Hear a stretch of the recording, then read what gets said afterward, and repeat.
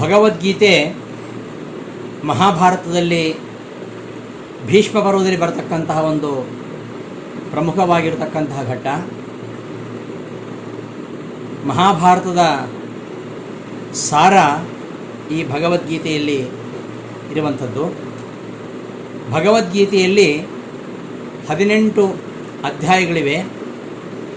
ಮೊದಲ 6 ಅಧ್ಯಾಯಗಳಲ್ಲಿ ಜ್ಞಾನದ ಉಪಾಯವಾಗಿರ್ತಕ್ಕಂತಹ ನಾವು ಮಾಡಬೇಕಾಗಿರ್ತಕ್ಕಂತಹ ಕರ್ತವ್ಯ ಏನು ಅದರ ನಿರೂಪಣೆಯನ್ನು ಮೊದಲ 6 ಅಧ್ಯಾಯಗಳಲ್ಲಿ ಮಾಡಿ, ಮುಂದಿನ 6 ಅಧ್ಯಾಯಗಳಲ್ಲಿ ಭಕ್ತಿ ಜ್ಞಾನ ಮೊದಲಾದ ಸಾಧನೆಗಳನ್ನು ಕೃಷ್ಣ ನಿರೂಪಣೆ ಮಾಡ್ತಾನೆ.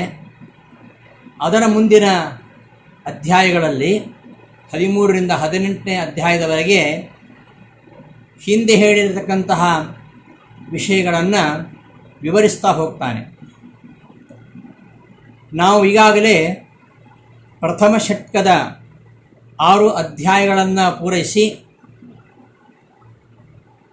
ಮಂತ್ರಾಲಯ ಸುಕ್ಷೇತ್ರದಲ್ಲಿ ರಾಘವೇಂದ್ರ ಗುರುಸಾರ್ವಭೌಮರಿಗೆ ಸಮರ್ಪಣೆ ಮಾಡಿ 7ನೇ ಅಧ್ಯಾಯ ಮುಗಿಸಿ 8ನೇ ಅಧ್ಯಾಯ ಆರಂಭಿಸಿದ್ದೇವೆ. ಗೀತೆಯ ಪ್ರಾರಂಭದಲ್ಲಿ ಈ ದುರ್ಯೋಧನ ದ್ರೋಣಾಚಾರ್ಯರ ಬಳಿಗೆ ಬಂದು ಎರಡೂ ಸೈನ್ಯಗಳಲ್ಲಿರ್ತಕ್ಕಂತಹ ವೀರರನ್ನು ಉಲ್ಲೇಖ ಮಾಡಿ, ಪಾಂಡವರ ಸೈನ್ಯ ಭೀಮನ ರಕ್ಷಣೆಯನ್ನು ಪಡೆದಿದೆ, ಅಂತಹ ಸೈನ್ಯವನ್ನು ಭೀಷ್ಮದ್ರೋಣಾದಿಗಳ ರಕ್ಷಣೆ ಇದ್ದರೂ ಕೂಡ ನಮ್ಮ ಸೈನ್ಯ ಎದುರಿಸಲು ಸಮರ್ಥವಾಗಿಲ್ಲ ಎಂಬುದಾಗಿ ತನ್ನ ಗೆಲುವಿನ ಬಗ್ಗೆ ಸಂದೇಹನ ವ್ಯಕ್ತಪಡಿಸ್ತಾನೆ. ಅಂತಹ ದುರ್ಯೋಧನನಿಗೆ ಉತ್ಸಾಹವನ್ನು ತುಂಬಲಿಕ್ಕೆ ಭೀಷ್ಮಾಚಾರ್ಯರು ಶಂಖಧ್ವನಿ ಮಾಡುತ್ತಾರೆ. ಎರಡೂ ಸೈನ್ಯಗಳ ಮಧ್ಯದಲ್ಲಿ ರಥವನ್ನು ನಿಲ್ಲಿಸುವಂತೆ ಅರ್ಜುನ ಕೃಷ್ಣನಲ್ಲಿ ಕೇಳಿಕೊಂಡಾಗ ಸೇನೆಯೋರುಭಯೋರ್ ಮಧ್ಯೆ ರಥಂ ಸ್ಥಾಪಯಮೇಚ್ಯುತ ಅಂತ ಕೇಳಿದಂತೆ ಕೃಷ್ಣ ಎರಡೂ ಸೈನ್ಯಗಳ ಮಧ್ಯದಲ್ಲಿ ಅರ್ಜುನ್ ರಥವನ್ನು ತಂದು ನಿಲ್ಲಿಸ್ತಾನೆ. ಅರ್ಜುನ ಆ ಎರಡೂ ಕಡೆಯ ಬಂಧು ಬಾಂಧವರನ್ನು ಗುರು ಹಿರಿಯರನ್ನು ನೋಡ್ತಾನೆ.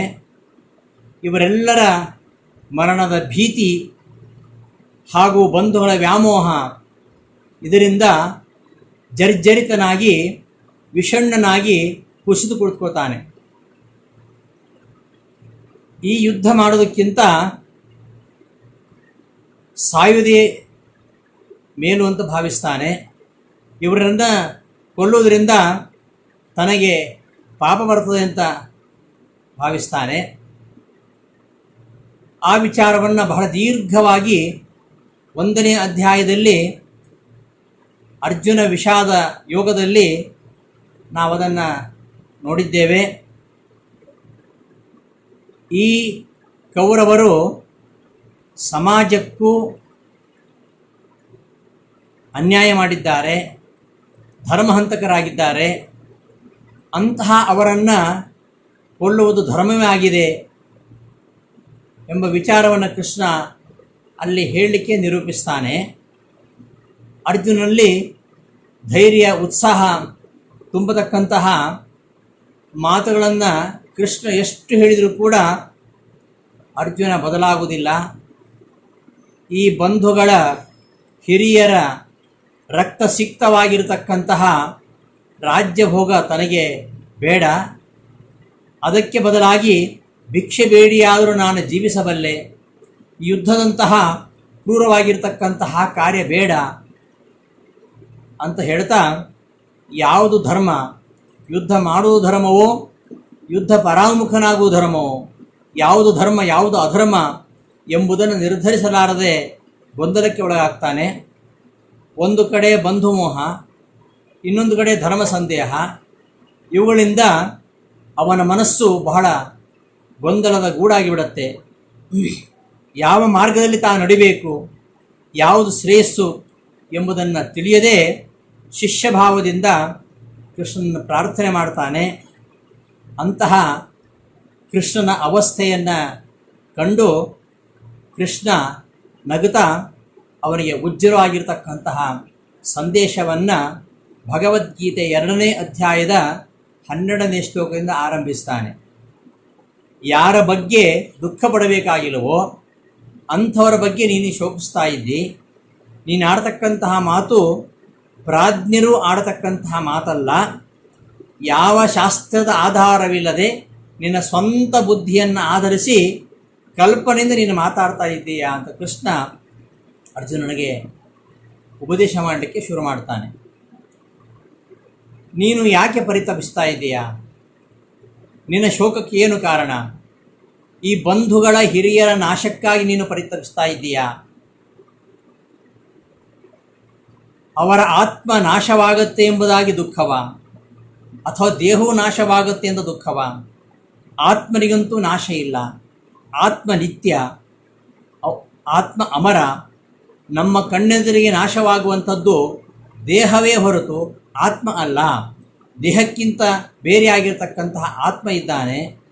ನಾನೇ ದೇಹ ಎಂಬುದಾಗಿ ಯಾರಿಗೂ ಅನುಭವವಿಲ್ಲ. ಒಬ್ಬ ಸಣ್ಣ ಬಾಲಕನಿಂದ ಆರಂಭಿಸಿ ಪ್ರತಿಯೊಬ್ಬರಿಗೂ ಕೂಡ ನನ್ನ ದೇಹ ಅಂತ ಅನುಭವ ಇದೆ. ನನ್ನ ಮನೆ, ನನ್ನ ಪುಸ್ತಕ ಎಂಬುದಾಗಿ ನಮಗೆ ಅನುಭವ ಇದ್ದ ಹಾಗೆ ನನ್ನ ದೇಹ ಅಂತ ನಮಗೆ ಅನುಭವ ಇದೆ. ನನ್ನ ಶರೀರ ಅಂತ ನಮಗೆ ಅನುಭವ ಇರಬೇಕಾದರೆ ನಮ್ಮ ಶರೀರ ಬೇರೆ, ನಾವು ಆತ್ಮ ಬೇರೆ ಎಂಬುದಾಗಿ ಸ್ಪಷ್ಟವಾಗಿ ನಮಗೆ ತೋರ್ತಾ ಇದೆ. ಇದು ನಮಗೆ ಬಾಲ್ಯದಲ್ಲಿಯೂ, ಕೌಮಾರದಲ್ಲಿಯೂ, ತಾರುಣ್ಯದಲ್ಲಿಯೂ, ಮುಯಿತನದಲ್ಲಿಯೂ ನಾನಾ ರೀತಿಯ ನಮಗೆ ಅನುಭವಗಳು ಆಗ್ತಾ ಇವೆ. ಈ ಜಡದೇಹಕ್ಕಿಂತ ಅತಿರಿಕ್ತನಾಗಿರ್ತಕ್ಕಂಥ ಒಬ್ಬ ಆತ್ಮ ಇದ್ದಾನೆ. ಆದ್ದರಿಂದ ನಾನು, ನೀನು ಹಾಗೂ ಇವರೆಲ್ಲ ರಾಜರುಗಳು. ನತ್ವೇವಾಹಂ ಜಾತುನಾಸಂ ನತ್ವಂ ನೇಮೇ ಜನಾಧಿಪಾಹ. ನೀನಾಗಲಿ ನಾನಾಗಲಿ ನಮ್ಮ ಮುಂದಿರ್ತಕ್ಕಂಥ ಈ ರಾಜರು ಯಾರೇ ಆಗಲಿ ಇವರೆಲ್ಲ ನಿತ್ಯ ಸನಾತನರು, ಯಾರಿಗೂ ನಾಶ ಇಲ್ಲ. ಆದ್ದರಿಂದ ಆತ್ಮನಾಶದ ಬಗ್ಗೆ ನೀನು ಶೋಕ ಪಡಬೇಕಾಗಿಲ್ಲ. ಕನ್ನಡಿ ನಾಶವಾದಾಗ ಅದರಲ್ಲಿ ತೋರ್ತಕ್ಕಂತಹ ಪ್ರತಿಬಿಂಬ ನಾಶವಾಗುವುದೇ ಹೊರತು ಬಿಂಬ ಯಾವತ್ತೂ ನಾಶವಾಗುವುದಿಲ್ಲ. ಹಾಗೆ ಶರೀರ ನಾಶವಾದರೂ ಕೂಡ ಪರಮಾತ್ಮ ಪ್ರತಿಬಿಂಬವಾಗಿ ಅಲ್ಲಿರ್ತಕ್ಕಂತಹ ಜೀವ ಅವನು ನಾಶ ಆಗುವುದಿಲ್ಲ. ಅವ ನಿತ್ಯ, ಅವನಿಗೆ ನಾಶ ಇಲ್ಲ. ಅಷ್ಟು ಮಾತ್ರ ಅಲ್ಲ, ಈ ಬಾಹ್ಯವಾಗಿರತಕ್ಕಂತಹ ಭೌತಿಕವಾಗಿರತಕ್ಕಂಥ ದೇಹ ನಾಶವಾಗುತ್ತೆ ಹೊರತು ಪ್ರತಿಯೊಬ್ಬ ಆತ್ಮನಿಗೂ ಅಪ್ರಾಕೃತವಾಗಿರ್ತಕ್ಕಂತಹ ಚೈತನ್ಯ ರೂಪವಾಗಿರ್ತಕ್ಕಂತಹ ನಿತ್ಯವಾದ ದೇಹ ಇದೆ. ಆ ದೇಹಕ್ಕೆ ಯಾವತ್ತೂ ನಾಶ ಇಲ್ಲ. ಆ ದೇಹ ಪರಮಾತ್ಮನ ಪ್ರತಿಬಿಂಬದ ಹಾಗೆ ಇರತಕ್ಕಂಥದ್ದು. ಹಾಗಾಗಿ ಆ ಒಂದು ದೇಹಕ್ಕೆ, ಆತ್ಮಸ್ವರೂಪವಾಗಿರ್ತಕ್ಕಂತಹ ದೇಹಕ್ಕೆ ನಾಶ ಇಲ್ಲ, ಜೀವರಿಗೆ ನಾಶ ಇಲ್ಲ. ಕನ್ನಡದಲ್ಲಿ ತೋರ್ತಕ್ಕಂತಹ ಪ್ರತಿಬಿಂಬ ನಾಶವಾಗಬಹುದು, ಆದರೆ ಕಲ್ಲಿನಲ್ಲಿ ಕೊರೆದಂತಹ ಅಕ್ಷರಗಳು ನಾಶವಾಗ್ತವ? ಇಲ್ಲ. ಆ ಕಲ್ಲು ಇರುವಷ್ಟು ಕಾಲ ಆ ಅಕ್ಷರಗಳು ಇರ್ತವೆ. ಹೇಗೋ ಹಾಗೆ ಆತ್ಮ ಇರುವಷ್ಟು ಕಾಲ ಆತ್ಮನ ನಿತ್ಯ ಶರೀರವೂ ಇರ್ತದೆ. ಆದರೆ ಭೌತಿಕ ಶರೀರ ಮಾತ್ರ, ನಮ್ಮ ಕಣ್ಣಿಗೆ ಕಾಣತಕ್ಕಂತಹ ಭೌತಿಕ ಶರೀರ ಮಾತ್ರ ನಾಶವಾಗುತ್ತೆ. ಹೇಗೆ ಆಕಾಶ ನಿತ್ಯವೋ, ಕಾಲ ನಿತ್ಯವೋ, ಪ್ರಕೃತಿ ನಿತ್ಯವೋ, ಹಾಗೆ ಜೀವಾತ್ಮ ನಿತ್ಯನಾಗಿದ್ದಾನೆ. ಆದ್ದರಿಂದ ಜೀವನಿಗೆ ನಾಶ ಇಲ್ಲ. ಜೀವನಿಗೆ ನಾಶ ಅಂದರೆ ಈ ದೇಹ ನಾಶ ಅಷ್ಟೇ. ಮರಣ ಅಂದ್ರೇನು? ಒಂದು ಬಟ್ಟೆಯನ್ನು ವಾಸಾಂಸಿ ಜೀರ್ಣಾನಿ ಯಥಾವಿಹಾಯ ನವಾನಿ ಗೃಹ್ಣಾತಿ ನರೋಪರಾಣಿ. ಒಂದು ಬಟ್ಟೆಯನ್ನು ಬದಲಿಸಿ ಇನ್ನೊಂದು ಬಟ್ಟೆಯನ್ನು ಪಡೆಯುವಾಗ ಯಾರಾದರೂ ದುಃಖ ಪಡ್ತಾರ? ಹಾಗೆ ಮರಣವೆಂಬುದು ಈ ದೇಹದ ಬದಲಾವಣೆ ಮಾತ್ರ. ಆದ್ದರಿಂದ ಈ ಬಾಹ್ಯ ದೇಶ ನಾಶವಾದರೂ ಕೂಡ ಜೀವನಿಗೆ ನಾಶ ಇಲ್ಲ. ಮರಣ ಅಂದರೆ ಜೀವನಿಗೆ ಈ ಪ್ರಾಕೃತಿಕ ದೇಹ ನಾಶವಾಗುವುದಷ್ಟೇ. ಜೀವ ಈ ಒಂದು ಪ್ರಾಕೃತ ದೇಹವನ್ನು ತೊರೆದು ಇನ್ನೊಂದು ದೇಹವನ್ನು ಪಡಿತಾನೆ. ಆದ್ದರಿಂದ ಅದಕ್ಕಾಗಿ ಶೋಕ ಪಡಬೇಕಾಗಿಲ್ಲ ಅಂತ ಕೃಷ್ಣ ಉಪದೇಶ ಮಾಡ್ತಾ ಹೋಗ್ತಾನೆ. ಆತ್ಮನಿತ್ಯ ಸರಿ, ಆತ್ಮನಿತ್ಯ. ದೇಹ ನಾಶವಾಗುತ್ತಾ ಇದೆ. ಈ ದೇಹ ನಾಶವಾದರೆ ಭೀಷ್ಮ ದ್ರೋಣರು ಇನ್ನು ಮುಂದೆ ಇರುವುದಿಲ್ಲ. ಅವರ ದರ್ಶನ, ಅವರ ಸ್ಪರ್ಶನ, ಅವರ ಸಂಪರ್ಕ, ಮಾತುಕತೆ ಇವೆಲ್ಲ ಇಲ್ಲ ಅಂತಾಗುವಾಗ ನಮಗೆ ದುಃಖ ಆಗೋದಿಲ್ವಾ? ಅವರೆಲ್ಲ ಬೇರೆ ಬೇರೆ ದೇಹವನ್ನು ಪಡಿತಾರೆ, ಆದರೆ ಅವರನ್ನು ನಾವು ಇಲ್ಲಿ ಕಾಣಲಿಕ್ಕೆ ಸಾಧ್ಯ ಇಲ್ಲಲ್ಲ. ಆದ್ದರಿಂದ ಈ ಬಂಧು ಬಾಂಧವರ ಮರಣಕ್ಕಾಗಿ ನಾನು ದುಃಖಿಸ್ತೇನೆ ಅಂತ ನೀನು ಹೇಳ್ಬೋದು. ಆದರೆ ಈ ದುಃಖಕ್ಕೆ ಕಾರಣ ಯಾವುದು? ಮಾತ್ರ ಸ್ಪರ್ಶಾಸ್ತು ಕೌಂತೇಯ ಶೀತೋಷ್ಣ ಸುಖ ದುಃಖದಾಹ. ನಮ್ಮ ದುಃಖಕ್ಕೆ ಕಾರಣ ಯಾವುದು? ದುಃಖಕ್ಕೆ ಕಾರಣ ಯಾವುದು? ದುಃಖದ ಮೂಲ ಯಾವುದು?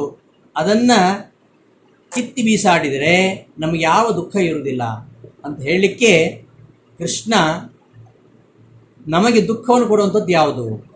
ಬರೀ ವಿಷಯ ಪದಾರ್ಥಗಳ ಸಂಬಂಧ, ವಿಷಯ ಪದಾರ್ಥಗಳ ಸಂಪರ್ಕವೇ ನಮ್ಮ ದುಃಖಕ್ಕೆ ಕಾರಣ ಅಲ್ಲ. ನಮಗೆ ನಿದ್ರೆ ಬರ್ತದೆ, ಮಲ್ಕೊಂಡಾಗ ನಮಗೆ ಎಲ್ಲ ವಸ್ತುಗಳ ಸಂಪರ್ಕ ಇದೆ. ಎಲ್ಲ ವಸ್ತುಗಳ ಸಂಪರ್ಕ ಇದ್ದರೂ ಕೂಡ ನಮಗೆ ಸುಖ ದುಃಖಗಳ ಅನುಭವ ಆಗುವುದಿಲ್ಲ. ಮಲಗಿಕೊಂಡಾಗ ನಮಗೆ ಆ ವಸ್ತುಗಳ ಸ್ಪರ್ಶವಾದರೂ ಕೂಡ ಸುಖ ದುಃಖಗಳ ಅನುಭವ ಆಗುವುದಿಲ್ಲ. ಯಾವಾಗ ಆಗುತ್ತೆ ಅಂದರೆ ನಮಗೆ ಆ ವಸ್ತುಗಳಲ್ಲಿ ಅಭಿಮಾನ, ಮಮತೆಗಳಿದ್ದಾಗ ಮಾತ್ರ ನಮಗೆ ಸುಖ ದುಃಖಗಳ ಅನುಭವ ಆಗುತ್ತೆ.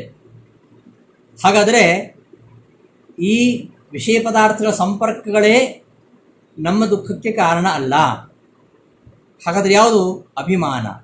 ಆ ವಿಷಯ ಪದಾರ್ಥಗಳಲ್ಲಿ ಇದು ನನ್ನದು, ನಾನು ನನ್ನದು, ನನ್ನ ವಸ್ತು, ನನ್ನ ಮನೆ, ನನ್ನ ಹೆಂಡತಿ, ನನ್ನ ಆಸ್ತಿ, ಇದೆಲ್ಲ ಅಭಿಮಾನ ಇದ್ದಾಗ ಮಾತ್ರ ನಮಗೆ ದುಃಖವಾಗುತ್ತೆ. ಇನ್ನೊಬ್ಬರ ಮನೆ ಸುಡ್ತಾ ಇದ್ದರೆ ನಮಗೆ ದುಃಖ ಆಗುವುದಿಲ್ಲ, ಆದರೆ ನಮ್ಮ ಮನೆ ಸುಟ್ಟಾಗ ನಾವು ಗೋಳಾಡ್ತೇವೆ. ಹಾಗಾದರೆ ದುಃಖಕ್ಕೆ ಕಾರಣ ಯಾವುದು ಅಂದರೆ ಅಭಿಮಾನವೇ ದುಃಖಕ್ಕೆ ಮೂಲ.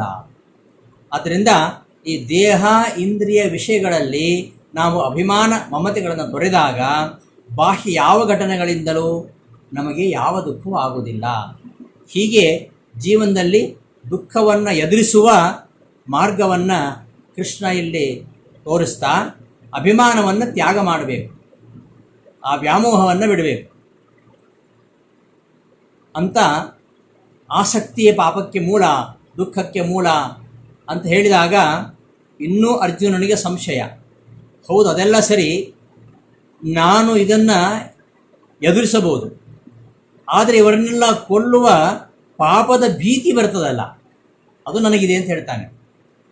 ಈ ಬಂಧುಗಳ ವ್ಯಾಮೋಹಜನಿತವಾಗಿರತಕ್ಕಂತಹ ದುಃಖದ ಭಾರವನ್ನು ನಾನು ಕಡಿಮೆ ಮಾಡಿಕೊಳ್ಬಹುದು ಅಭಿಮಾನ ತ್ಯಾಗ ಮಾಡುವ ಮೂಲಕವಾಗಿ.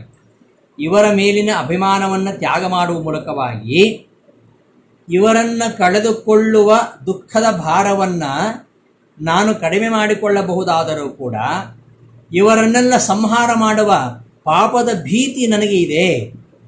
ಬಂಧುಗಳು, ಗುರುಗಳು ಇವರ ಹಿಂಸೆಯಿಂದ ಅದೆಂತಹ ಪಾಪ ನನಗೆ ಅಂಟತ್ತೆ ಎಂಬ ಸಂಶಯ ಅರ್ಜುನಲ್ಲಿ ಉಳಿದುಕೊಂಡಿದೆ. ಹಾಗಾಗಿ ಇಂತಹ ಪಾಪ ಕಾರ್ಯಗಳನ್ನು ಮಾಡುವುದರಿಂದ ನನಗೆ ಈ ಲೋಕದಲ್ಲಿಯೂ ಸುಖ ಇಲ್ಲ, ಇನ್ನು ಪರಲೋಕದಲ್ಲಿಯೂ ಕೂಡ ಇಂತಹ ಅಧರ್ಮ ಕೃತ್ಯಗಳಿಂದ ನಾನು ದುಃಖವನ್ನು ಅನುಭವಿಸಬೇಕಾಗತ್ತೆ.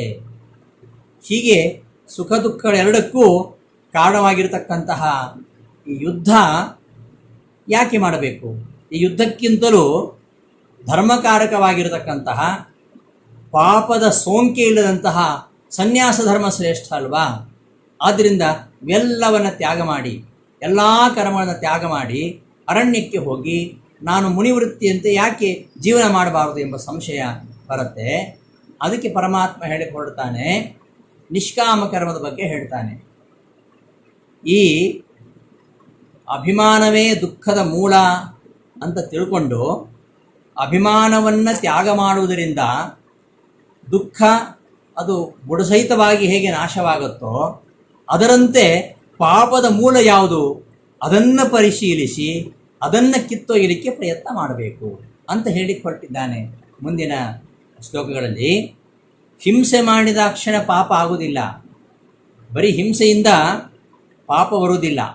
ಈಗ ನ್ಯಾಯಾಧೀಶ ಸಾವಿರಾರು ಜನರಿಗೆ ಮರಣದಂಡ ನೀಡುತ್ತಾನೆ, ಅನೇಕ ಶಿಕ್ಷೆಗಳನ್ನು ವಿಧಿಸ್ತಾನೆ. ಅಧಿಕಾರಿಗಳು ಆ ಶಿಕ್ಷೆಯನ್ನು ಕೊಡ್ತಾರೆ. ಹಾಗಾದ್ರೆ ಅವರೆಲ್ಲ ಪಾಪಿಗಳಂತ ಅರ್ಥನ? ಹಾಗಾದರೆ ಪಾಪಕ್ಕೆ ಮೂಲ ಯಾವುದು? ಹಿಂಸೆ ಪಾಪಕ್ಕೆ ಮೂಲ ಅಲ್ಲ. ಹಿಂಸೆ ಮಾಡಿದ ಕ್ಷಣ ಪಾಪ ಬರುತ್ತೆ ಅಂತ ಭಾವಿಸಬೇಡ. ಅಲ್ಲಿ ಆಸಕ್ತಿಯೇ ಪಾಪದ ಮೂಲ. ಈಗ ನಮ್ಮ ಸ್ವಾರ್ಥಕ್ಕೋಸ್ಕರವಾಗಿ ರಾಗದ್ವೇಷಗಳಿಂದ ನಾವು ಇನ್ನೊಬ್ಬರಿಗೆ ಹಿಂಸೆ ಮಾಡಿದರೆ ಅದರಿಂದ ಪಾಪ ಬರುತ್ತೆ. ಈಗ ನ್ಯಾಯಾಧೀಶ ಒಂದು ಶಿಕ್ಷೆಯನ್ನು ವಿಧಿಸ್ತಾನೆ, ಅವನಿಗೆ ಯಾವ ರಾಗದ್ವೇಷ ಇಲ್ಲ, ಅವ ನಿಸ್ವಾರ್ಥವಾಗಿ ತನ್ನ ಕರ್ತವ್ಯ ನಿರ್ವಹಿಸ್ತಾ ಇದ್ದಾನೆ. ಯಾವುದೇ ಸ್ವಾರ್ಥವಿಲ್ಲದೆ ರಾಗದ್ವೇಷಗಳಿಲ್ಲದೆ ಅವ ಶಿಕ್ಷೆಯನ್ನು ವಿಧಾನ ಮಾಡ್ತಾನೆ. ಆ ಹಿಂಸೆ ಅದು ಪಾಪ ಆಗುವುದಿಲ್ಲ. ಹೀಗೆ ಸ್ವಾರ್ಥಕ್ಕಾಗಿ ನಾವು ರಾಗದ್ವೇಷಗಳಿಂದ ಇನ್ನೊಬ್ಬರಿಗೆ ಹಿಂಸೆ ಮಾಡಿದರೆ ಅದರಿಂದ ನಮಗೆ ಪಾಪ ಬರ್ತದೆ. ಇಂತಹ ರಾಗದ್ವೇಷಗಳಿಲ್ಲದೆ ಶಾಸ್ತ್ರೋವಿಹಿತವಾಗಿರತಕ್ಕಂತಹ ಲೋಕಹಿತಕಾರಿಯಾಗಿರತಕ್ಕಂತಹ ಕಾರ್ಯ ಏನಿದೆ ಅದನ್ನು ಕರ್ತವ್ಯ ಪ್ರಜ್ಞೆಯಿಂದ, ಅದು ಏನೇ ಇರಲಿ, ಇದು ಶಾಸ್ತ್ರವಿಹಿತ, ಇದು ಲೋಕಕ್ಕೆ ಹಿತಕಾರಕ, ಇದು ನನ್ನ ಕರ್ತವ್ಯ, ನಾನು ಯಾವುದೇ ಆಸಕ್ತಿ ಇಲ್ಲದೆ ಈ ಕಾರ್ಯವನ್ನು ಮಾಡಿದರೆ ಅಂತಹ ಹಿಂಸೆಯ ಘಟನೆಯೂ ಕೂಡ ಪಾಪವನ್ನು ಉಂಟು ಮಾಡುವುದಿಲ್ಲ ಅಲ್ವಾ? ಈಗ ಪರಮಾತ್ಮ ಸೃಷ್ಟಿ ಮಾಡ್ತಾನೆ, ಇಡೀ ಜಗತ್ತನ್ನೇ ಸಂಹಾರ ಮಾಡ್ತಾನೆ. ಹಾಗೆ ಇಡೀ ಜಗತ್ತನ್ನು ಸಂಹಾರ ಮಾಡಿದ್ದಕ್ಕೆ ಭಗವಂತನಿಗೆ ದೋಷ ಇದೆಯಾ? ಅದರಿಂದ ನಾವು ಆಸಕ್ತಿಯನ್ನು ತೊರೆದು ಅದರಲ್ಲಿ ನಾನೇ ಮಾಡ್ತಾ ಇದ್ದೇನೆ, ಇದನ್ನು ಮಾಡಿದರೆ ನನಗೆ ಪಾಪ ಬರುತ್ತೆ, ಈ ರೀತಿಯ ಚಿಂತನೆ ಮಾಡಬಾರದು. ಅದರಲ್ಲಿ ಆಸಕ್ತಿಯನ್ನು ತಳೆಯದೆ ಇದು ಧರ್ಮ ಕಾರ್ಯ ಅಂದ್ಕೊಂಡು ಮಾಡುವಂಥದ್ದು. ಹೇಗೆ ಅಂದರೆ, ಕೆಲವೊಮ್ಮೆ ಹಿಂಸೆ ಮಾಡಬೇಕಾದ್ರೆ ಹಿಂಸೆ ಆಗತ್ತೆ ಅಂಥೇಳಿ, ಈಗ ಉದಾಹರಣೆಗೆ ಆಪ್ರೇಷನ್ ಮಾಡ್ತಾರೆ, ಶಸ್ತ್ರಚಿಕಿತ್ಸೆ ಮಾಡ್ತಾರೆ. ಶಸ್ತ್ರಚಿಕಿತ್ಸೆ ಮಾಡಬೇಕಾದ್ರೆ ಹಾಗೆಯೇ ಶಸ್ತ್ರಚಿಕಿತ್ಸೆ ಮಾಡೋದಿಲ್ಲ. ಹಾಗೆ ಶಸ್ತ್ರಚಿಕಿತ್ಸೆ ಮಾಡಲಿಕ್ಕೆ ಹೊರಟ್ರೆ ನೋವಾಗುತ್ತೆ, ತುಂಬ ದುಃಖ ಆಗುತ್ತೆ. ಅದಕ್ಕೋಸ್ಕರ ಏನು ಮಾಡ್ತಾರೆ, ಆ ನೋವು ನಿರೋಧಕವಾಗಿರ್ತಕ್ಕಂಥ ಇಂಜೆಕ್ಷನ್ ಕೊಡ್ತಾರೆ, ಅನಸ್ತೀಸಿಯಾ ಅಂತ ಹೇಳ್ತಾರಲ್ಲ, ಅದನ್ನು ಕೊಡ್ತಾರೆ. ಅದನ್ನು ಮಾಡಿ ಶಸ್ತ್ರಚಿಕಿತ್ಸೆ ಮಾಡಿದಾಗ ಯಾವ ಮನೋವೇದನೆಯೂ ಅಲ್ಲಿ ಆಗಲಿಕ್ಕೆ ಸಾಧ್ಯ ಇಲ್ಲ ಅಲ್ವಾ? ಹಾಗೆಯೇ ಕೃಷ್ಣ ಏನು ಮಾಡ್ತಾ ಇದ್ದಾನೆ ಅಂದರೆ, ಇಲ್ಲಿ ಆ ರೀತಿಯ ವೇದನಾ ನಿರೋಧಕವಾಗಿರತಕ್ಕಂತಹ ಇಂಜೆಕ್ಷನ್ ಕೊಟ್ಟು ವೈದ್ಯರು ಶಸ್ತ್ರಕ್ರಿಯೆ ಮಾಡುವ ಹಾಗೆ ಕರ್ಮದ ಸಂದೇಶವನ್ನು, ಯಾವ ಕರ್ಮ? ನಿಷ್ಕಾಮ ಕರ್ಮದ ಸಂದೇಶವನ್ನು ಕೃಷ್ಣ ಇಲ್ಲಿ 2-3 ಅಧ್ಯಾಯಗಳಲ್ಲಿ ನಿರೂಪಿಸ್ತಾ ಬರ್ತಾನೆ.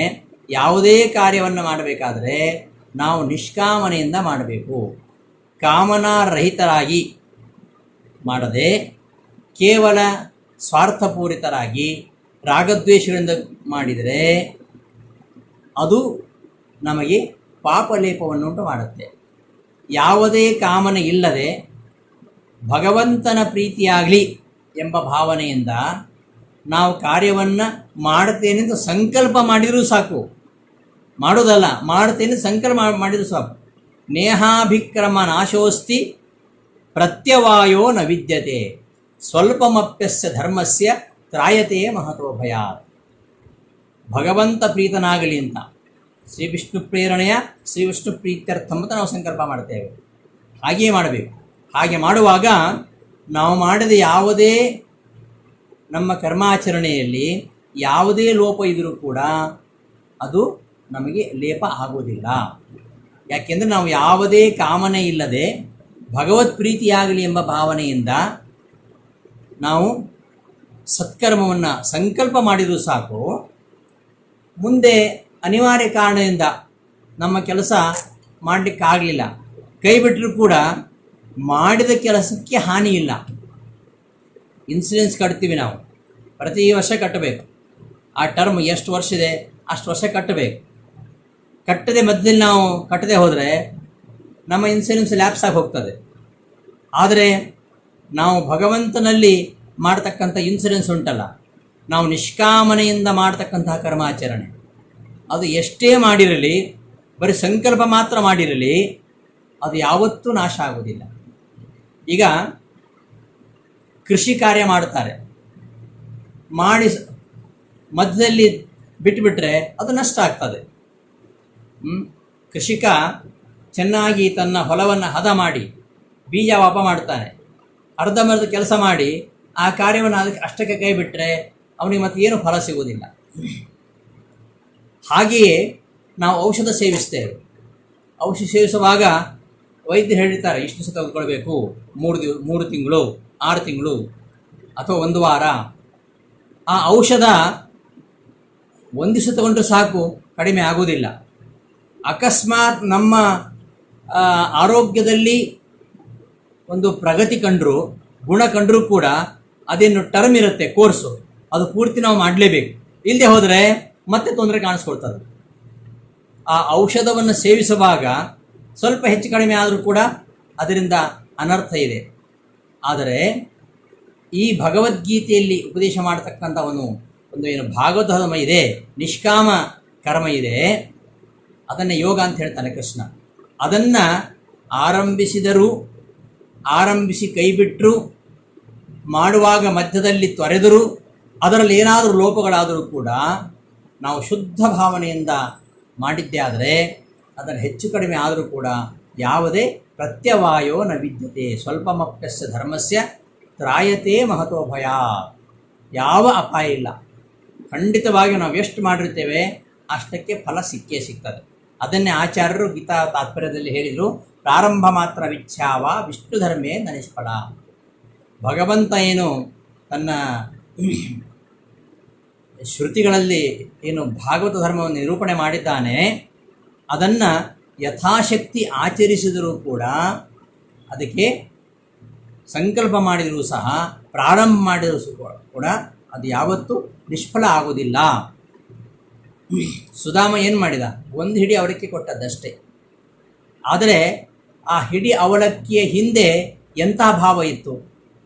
ಹಾಗಾಗಿ ಶುದ್ಧ ಭಾವನೆಯಿಂದ ಮಾಡತಕ್ಕಂಥ ಅತ್ಯಲ್ಪ ಕರ್ಮವೂ ಕೂಡ ನಮ್ಮ ಶ್ರೇಯಸ್ಸಿ ಕಾರಣವಾಗತ್ತೆ. ಅದು ಎಷ್ಟೇ ಸಣ್ಣ ಕಾರ್ಯ ಆಗಿರಲಿ. ಈಗ ನೋಟ್ ಇದೆ, ನೋಟ್ ಎಷ್ಟು ಸಣ್ಣದೇ ಇದ್ರೂ ಕೂಡ 1 ರೂಪಾಯಿಯ ನೋಟು ಅಷ್ಟೇ ಇರುತ್ತೆ, 10 ರೂಪಾಯಿ ನೋಟು ಅಷ್ಟೇ ಇರ್ತದೆ, 500 ರೂಪಾಯಿ ನೋಟು ಅಷ್ಟೇ ಇರ್ತದೆ. ಆದರೂ ಕೂಡ ಅದರಲ್ಲಿ ರಾಷ್ಟ್ರದ ಒಂದು ಮುದ್ರೆ ಇರ್ತದೆ. ಅದಿಲ್ಲ ಅಂತಾದರೆ ಅದು ಬರೀ ಹಾಳೆ ಅಷ್ಟೇ, ಬರೀ ಕಾಗದ ಚೂರು. ಅದೇ ಕಾಗದ ಚೂರಿನಲ್ಲಿ ಒಂದು ರಾಷ್ಟ್ರ ಮುದ್ರೆ ಇದ್ದರೆ ಎಷ್ಟು ಬೆಲೆ ಇದೆ? ಅದಕ್ಕೆ 1 ರೂಪಾಯಿ ಬೆಲೆ ಇದೆ, 10 ರೂಪಾಯಿ ಬೆಲೆ ಇದೆ, 100 ರೂಪಾಯಿ ಬೆಲೆ ಇದೆ. ಆ ರಾಷ್ಟ್ರ ಮುದ್ರೆ ಇರುವ ಒಂದು ನೋಟಿಗೆ ಎಷ್ಟು ಬೆಲೆ ಇದೆ? ಹಾಗೆಯೇ ನಾವು ಮಾಡುವ ಯಾವುದೇ ಕರ್ಮ ಅಲ್ಪವೇ ಆಗಿರಲಿ, ಅದರಲ್ಲಿ ಆ ದೇವ ಮುದ್ರೆ ಇರಬೇಕು. ಅದು 100 ಕರ್ಮಗಳಿಗಿಂತ ಮಿಗಿಲು. ಅಂತಹ ನಿಷ್ಕಾಮ ಕರ್ಮವನ್ನು, ಅದರ ಮಹತ್ವವನ್ನು ವರ್ಣಿಸಿ ಅಂತಹ ಕರ್ಮವನ್ನು ಆಚರಿಸಬೇಕು ಅಂತ ಕೃಷ್ಣ ಹೇಳ್ತಾ, ಕರ್ಮಣ್ಯೇಮಾಧಿಕಾರಸ್ಥೆ ಮಾ ಫಲೇಶು ಕದಾಚನ. ಫಲದ ಆಸೆ ತೊರೆದು ಬಿಡು, ನಿನಗೆ ವಿಹಿತವಾಗಿರತಕ್ಕಂತಹ ಕರ್ಮವನ್ನು ನೀನು ಆಚರಿಸಲೇಬೇಕು. ನೀನು ಮಾಡ್ತಕ್ಕಂಥ ಯುದ್ಧದಿಂದ ಏನಾಗತ್ತೆ? ಧರ್ಮವೋ ಅಧರ್ಮವೋ, ಪಾಪೋ ಪುಣ್ಯವೋ, ಅದರ ಬಗ್ಗೆ, ಆ ಫಲದ ಬಗ್ಗೆ ಲಕ್ಷ್ಯ ಕೊಡಬೇಡ. ನೀನು ಕ್ಷತ್ರಿಯನಾಗಿ ನಿನ್ನ ಯುದ್ಧ ಅನ್ನೋದು ನಿನ್ನ ಕರ್ತವ್ಯ, ಅದನ್ನು ನೀನು ಮಾಡಲೇಬೇಕು ಎಂಬುದನ್ನು ಹೇಳ್ತಾ ಮುಂದೆ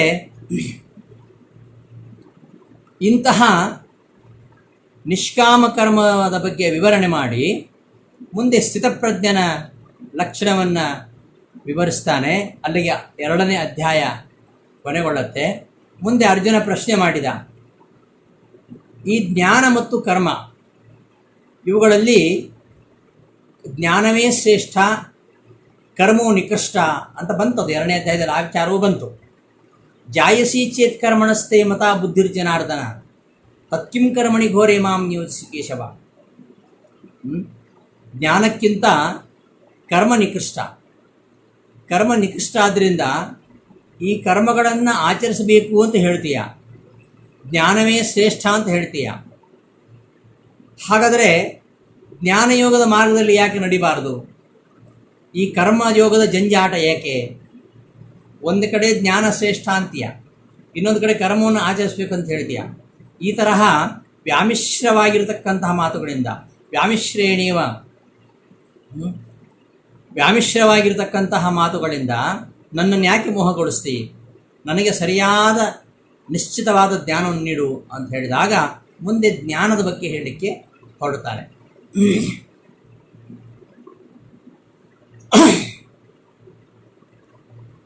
ಕರ್ಮ,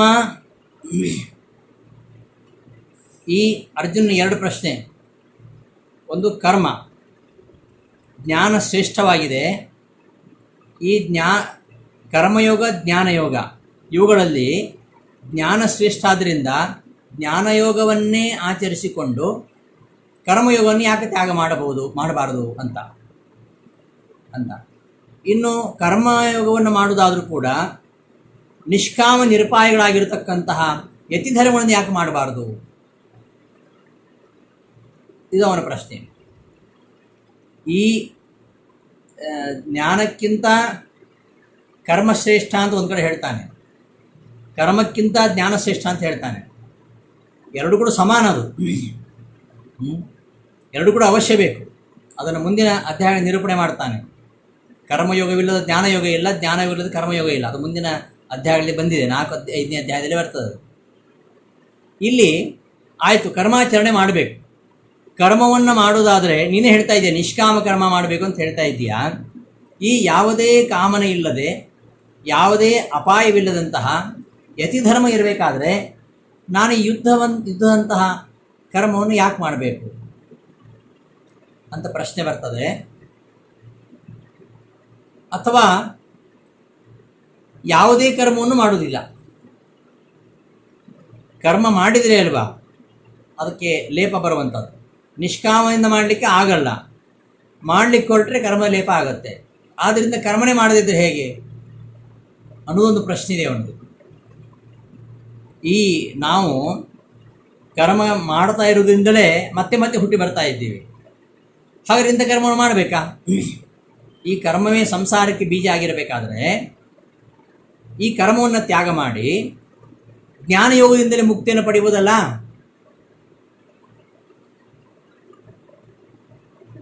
ಅನ್ನೋದು ಅವನ ಪ್ರಶ್ನೆ. ಈ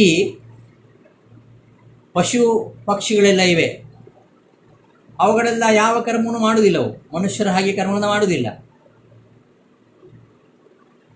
ಆ ಪಶು ಪಕ್ಷಾದಿ ಜನ್ಮಗಳಲ್ಲಿ ಹುಟ್ಟಿರತಕ್ಕಂತಹ ಜೀವಿಗಳಿಗೆ ಮುಕ್ತಿ ದೊರೀತದ? ಇಲ್ಲ. ಯಾಕೆ? ಅವುಗಳಿಗೆ ಕರ್ಮದಲ್ಲಿ ಅಧಿಕಾರವೇ ಇಲ್ಲ. ಮತ್ತು ಅವುಗಳು ಮಾಡತಕ್ಕಂತಹ ಕರ್ಮಗಳು ಸಂಸಾರಕ್ಕೆ ಕಾರಣವೂ ಅಲ್ಲ. ಹೀಗೆ ತಿರ್ಯಕ್ ಪ್ರಾಣಿಗಳ ಜೀವನದಲ್ಲಿ ಈ ಸಂಸಾರಕ್ಕೆ ಕಾರಣವಾಗಿರತಕ್ಕಂತಹ ಕರ್ಮ, ಪಾಪ, ಪುಣ್ಯ ಇವುಗಳಿಗೆ ಯಾವ ಅವಕಾಶ ಇಲ್ಲ. ಆದ್ದರಿಂದ ಅವುಗಳಿಗೆ ಯಾಕೆ ಮುಕ್ತಿ ದೊರೀಬಾರದು? ಹಾಗಂದರೆ ಕರ್ಮ ಬಿಟ್ಟಾಕ್ಷಣ ನಮಗೆ ಮುಕ್ತಿ ಸಿಗುವುದಿಲ್ಲ. ಕರ್ಮವೇ ಸಂಸಾರಕ್ಕೆ ಮೂಲವಾಗಿದ್ದರೆ ಆ ಕರ್ಮವನ್ನು ತ್ಯಾಗ ಮಾಡಿಬಿಡೋಣ, ಯಾವ ಕರ್ಮಾಚರಣೆಯನ್ನು ಮಾಡೋದು ಬೇಡ. ಅಂದರೆ ಹಾಗಾದರೆ ಪಶು ಪಕ್ಷಾದಿಗಳಿಗೆ ಯಾವ ಕರ್ಮಾಚರಣೆ ಇಲ್ಲದೇ ಇರುವುದರಿಂದ ಅವುಗಳಿಗೆ ಮುಕ್ತಿ ದೊರೆಯಬೇಕಾದೀತು. ಆದ್ದರಿಂದ ಕರ್ಮತ್ಯಾಗದಿಂದ ಮುಕ್ತಿ ಇಲ್ಲ, ನಿಷ್ಕಾಮ ಕರ್ಮದಿಂದಲೇ ಮುಕ್ತಿ ಹೊಂದಲಿಕ್ಕೆ ಸಾಧ್ಯ. ಬರೀ ಕರ್ಮವನ್ನು ಬಿಟ್ಟಾಕ್ಷಣ ಮುಕ್ತಿ ಆಗುವುದಿಲ್ಲ. ಮನಸ್ಸು ಏಕಾಗ್ರವಾಗಿ ಭಗವನ್ನಿಷ್ಠೆಯಲ್ಲಿ ಇರಬೇಕಾದರೆ ಅದಕ್ಕೆ ಕರ್ಮಾಚರಣೆ ಬೇಕೇ ಬೇಕು. ನಮ್ಮ ಮನಸ್ಸು ಏಕಾಗ್ರವಾಗಬೇಕಾದರೆ ಈ ನಿಷ್ಕಾಮ ಕರ್ಮವನ್ನು ಮಾಡಲೇಬೇಕು. ಬರೀ ಸನ್ಯಾಸ ಎಲ್ಲವನ್ನು ತೊಳೆಬಿಡು, ಕರ್ಮ ಸನ್ಯಾಸ ಎಲ್ಲವನ್ನು ತ್ಯಾಗ ಮಾಡಿಬಿಡುತ್ತೇನೆ.